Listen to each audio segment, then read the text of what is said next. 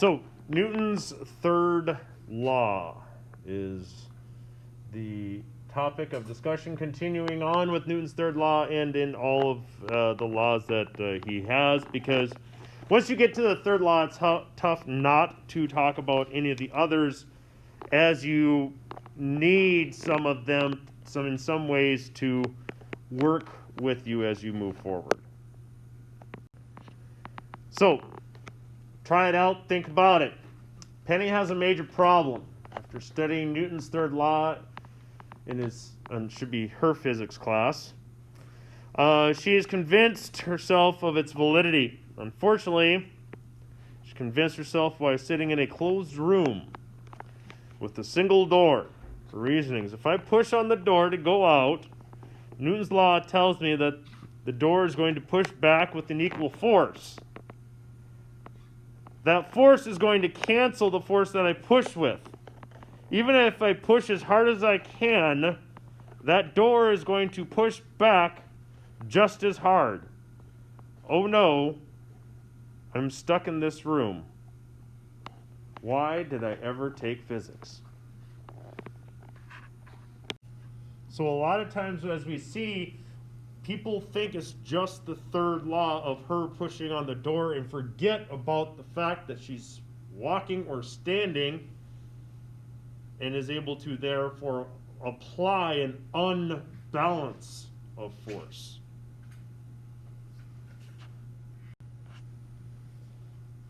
Another common force diagram is that we have a chain or links of a chain hung together.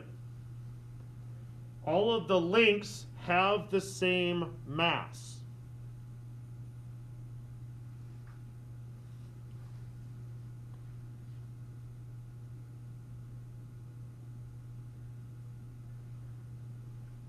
But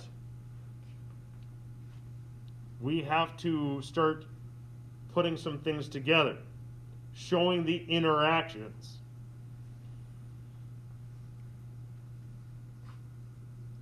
And we have to look at each chain individually. We will mark our Newton's third laws, and there's two routes that you can take when you draw your free body diagrams now. That do you take, draw an arrow, and you have, again, the arrow for Newton's third law pairs. Sometimes they will be drawn an arrow with a slash through it, or an arrow with an X through it. Now, my personal preference, just because of past experiences, I prefer the slashes because you can indicate more than one Newton's third law pair. You can with the X's, but I think it gets messy really fast. That's in my opinion. Okay? Okay. So I prefer the slashes because I think it's easier for it to look. Okay. So when we do this, I like to start at the bottom and work up when we have something like this. Some people would say, but one would be very simple as well. Well, if you start at the bottom, we know our magnitudes are going to have to increase as we go up. So if we start at the bottom where our magnitude is going to be smaller, right, because all we have to deal with is the magnitude of the Earth on 4, we would then, and I'm going to try to draw each of these lines separate, different color as well, and we have, then our magnitude should be similar as best that I can here, okay, and that's going to be a tension on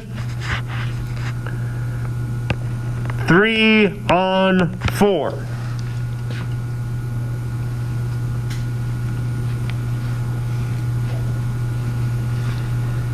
there is going to be a weight of the Earth on 3, just as we would look.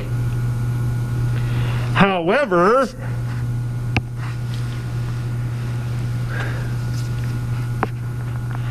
there is also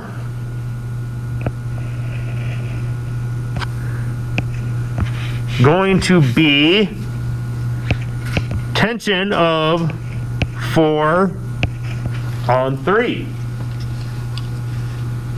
Now that is a Newton's third law pair.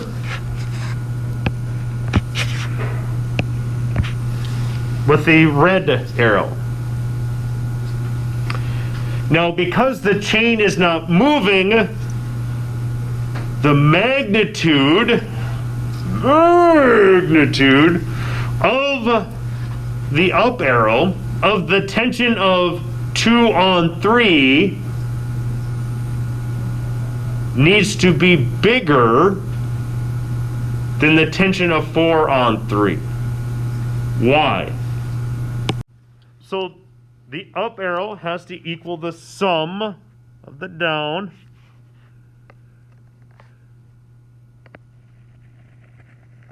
And try to draw it equivalent, and these can get real big, real fast. And that's the tension of 2 on 3.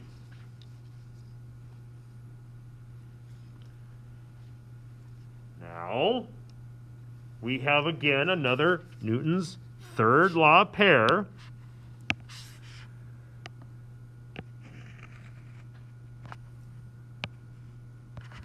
And that is the tension of 3 on 2.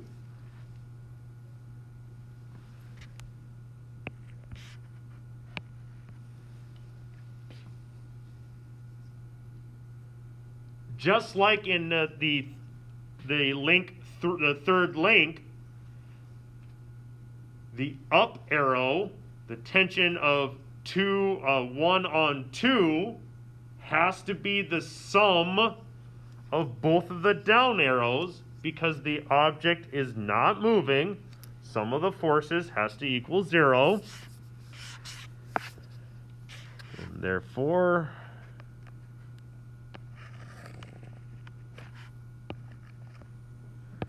tension of 1 on 2.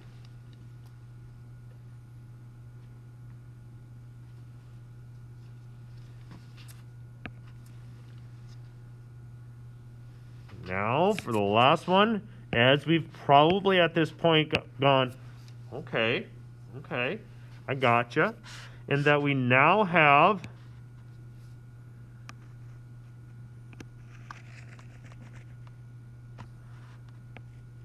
tension of 2 on 1 to be third law of pair. Both of those need to equal the sum, and that would be the tension of rope on 1.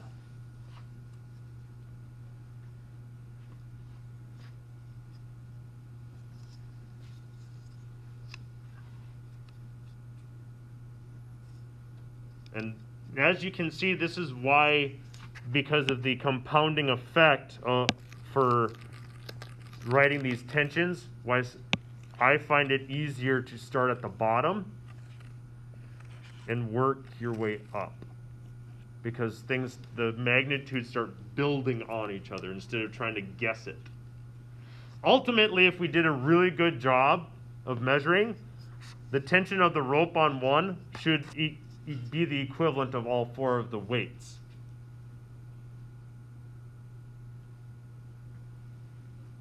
And based on my approximations using my ruler, it wasn't that far off. 3 books here, using different colors to help us identify when we draw their free body diagrams for them. It does look as if the green book is a little bit smaller Then the red and the blue, it looks like as if the red and the blue are similar in mass. So those little things probably should be taken into account as we progress through. One of the things that I like to do is starting with the bottom or starting with the top in this one might be better. Well, last time on the chain link, we used the bottom because there's less things interacting with it. And that's not a bad idea to start with on this one. It would mean starting with the top. Less things are interacting with it. Start with the simple, because it usually becomes more and more and more complex. Make sure you get the simple one right. And this time I'm going to use a little square here because books are kind of rectangular square. Okay. We know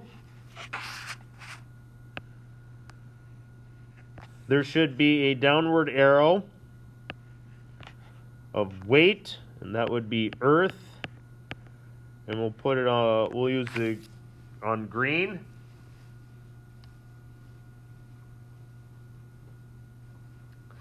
And we also know, because it's not moving, my magnitude should be the same. And grab my protractor here. Should be okay.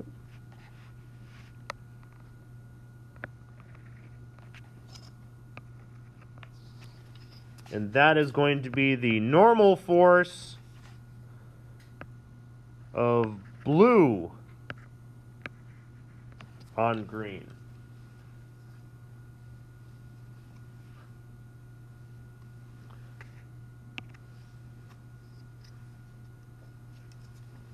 If you wanted to color in them as well, you can. I usually tend to keep mine open just in case. Let's go a little hairy. Okay. Now the blue looks a little bit bigger than the green, so I can adjust for that in my free body diagram here. I can say the weight of the Earth on blue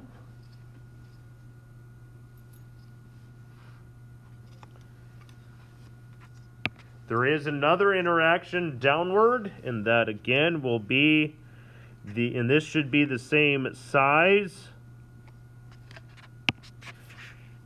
as the normal force of blue on green should be the same as the normal force of green on blue, indicating third law of pair. Now the object isn't moving, so something's holding the blue book up. And that would be the normal force of the red on the other. Now, the thing is, both of the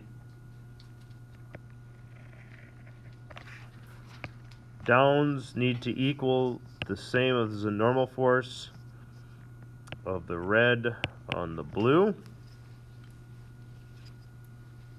I did not space this out perfectly. Now, if we were given the mass of any of these books, would we be able to actually find the numerical answer for any of these arrows? Yeah. Very should. And again, finding the weight is going to help. Knowing that it's a compounding thing, okay, is going to add that in there. And maybe we'll add that in here real quick at the end, after we get the free body diagrams, which is, again, not a bad method to use to solve your problems.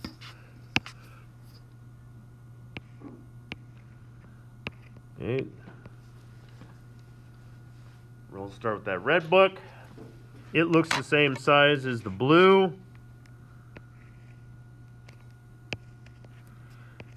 That'd be the weight of Earth on red. We have another arrow down.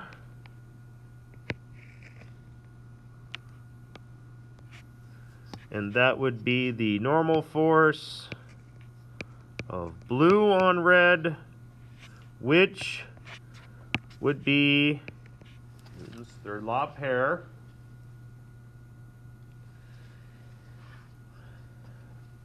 And then ultimately we have the normal force of all of it compounded.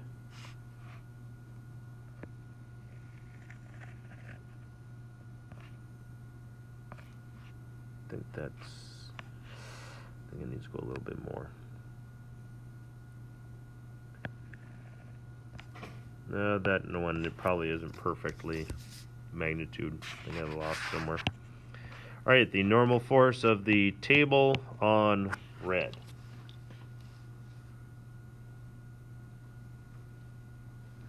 Now, if we add some mass and say that the red is 2 kilograms, the blue is also 2 kilograms, and then the green is, say, 1.5 kilograms.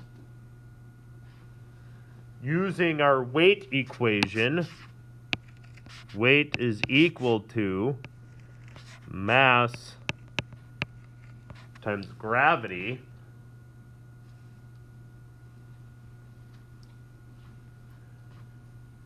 We would be able to now start going through that process, and let's just use 10 for gravity to make calculations go fast.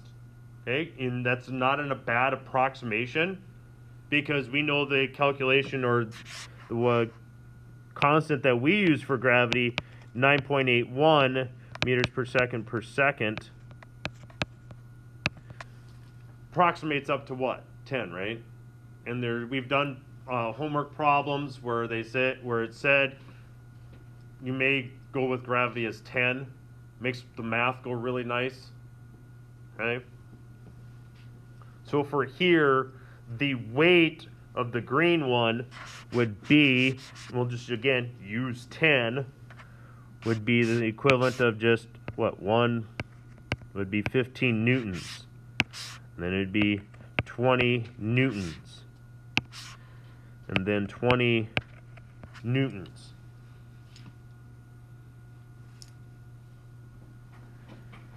So when we look at the normal force of the blue on the green is going to be the same as the weight of the Earth on the green, because it's not moving. The sum of the forces has to equal 0.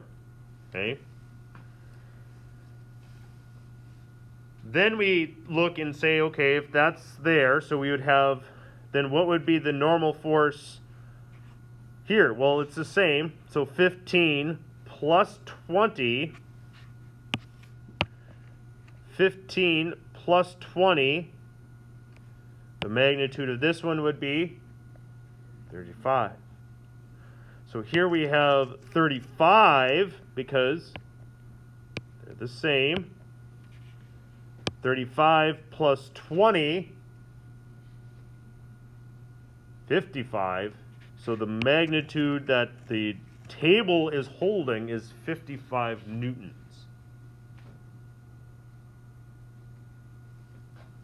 As we kind of work through that, add a little bit into it.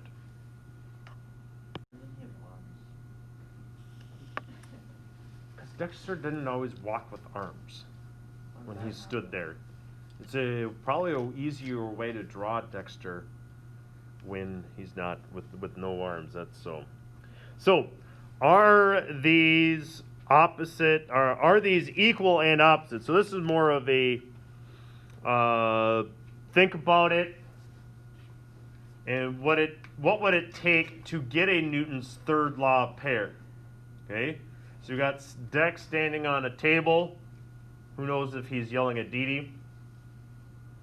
Are these Newton's third law pairs?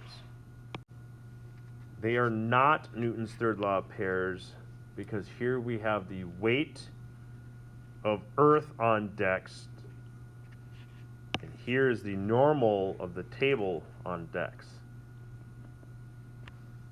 Okay, for it to be a Newton's third law pair, you need to have these, or it need to be kind of flopped.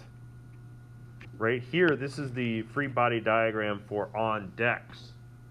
So to get a Newton's third law pair, we would need to write the free body diagram for the table.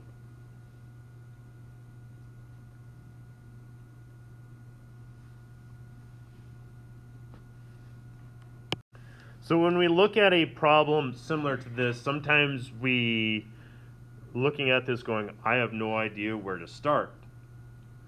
And we get back to that beginning part and say, okay, so if we're having a tough time seeing where we start, when in doubt, draw it out.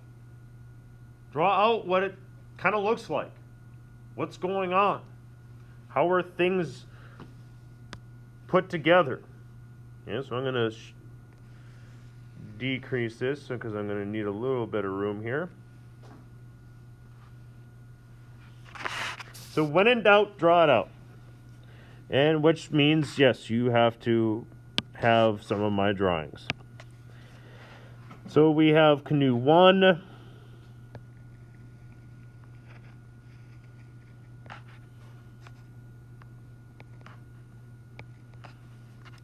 And let's do canoe 2.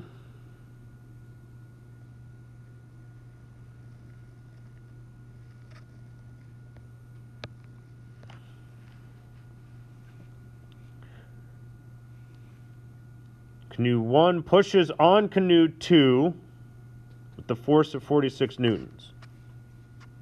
Okay, maybe we'll put some water in here. And so we know that this is happening. So let's look at just canoe 2 here.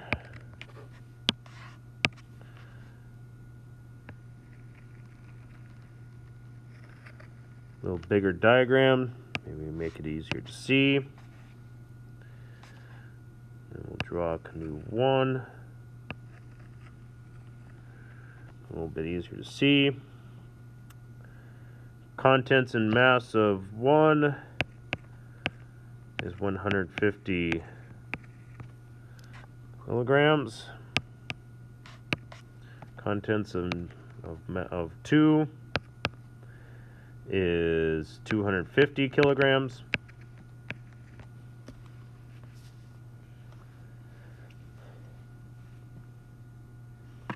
We know that 1 pushes on 2.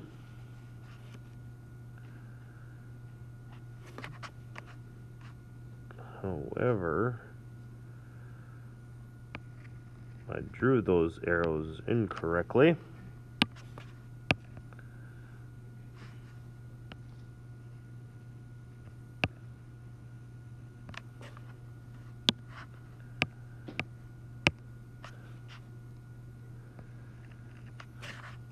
Because this is the normal force of 1 on 2, and the opposite, because it's a Newton's third law pair, would be the normal force of 2 on 1. In both cases, the force is 46 newtons. Now, what we now have to deal with is a little bit of the sign. On a number line pointing in the direction in which the arrow on canoe 2 is, would give us a negative value, right? So we need to treat it that way. We need to treat it as if it was a negative, because it's going in that direction. Because Newton's third law says for every action there's an equal and opposite reaction. Well, if we have 46 newtons going one way, the opposite of 46 newtons would be negative 46. Is that going to come and play in some of our other calculations? Yes, it will. So we have this. We can use the force equation. That force is equal in Newton's second law equation, essentially. Mass times acceleration is equal to your force. We can find the acceleration of both of these, and that would be the acceleration of 1, the acceleration of 2. Force divided by mass gives us our acceleration. So 250 divided by 46, or negative 46 in that manner. Force divided by mass to give you acceleration. Yes, my bad. I think I did that backwards, yes. Negative 46 divided by 250 would give us not a very large acceleration. Well, it's probably not going to move very fast. It's also a very heavy canoe. It is a pretty heavy canoe, yeah.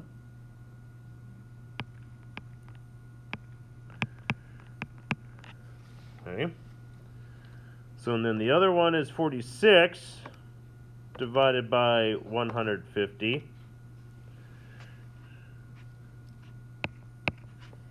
That is about 3, 0. We'll go 7. It's like a 6, 6 repeating. We'll just go 0, 7. Okay. So now we have our accelerations of each canoe. And what is the separation of the canoes after 1.2 seconds? We need to remind ourselves that they're both accelerating. Therefore, the distance is going to not just be on one of them, but on both of them.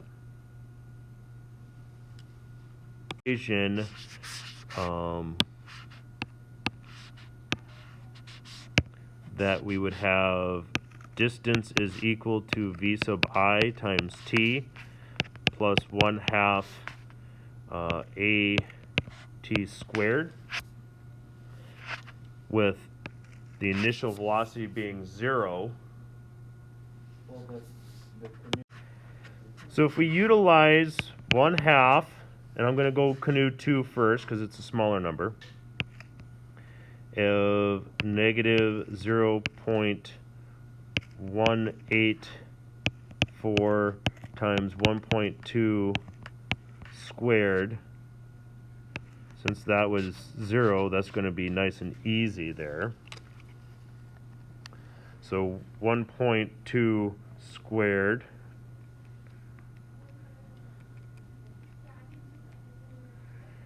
times a negative 0.184 times 1/2, or 0.5. I have a distance of, for canoe 2, from the origination point, of a negative 132. Okay, that would be meters. Okay, so like 13 centimeters. Not very far.